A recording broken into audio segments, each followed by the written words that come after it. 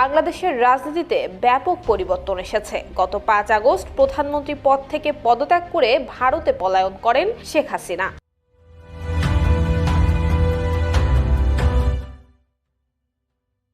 আওয়ামী লীগের নেতা এবং সাবেক মন্ত্রীরা অনেকেই দেশ ছেড়ে পালিয়েছেন। শেখ হাসিনা সহ আওয়ামী লীগের শীর্ষ নেতাদের বিরুদ্ধে গণহত্যার শয়ে শয়ে মামলা হয়েছে। শুরু হয়েছে বিচার প্রক্রিয়া।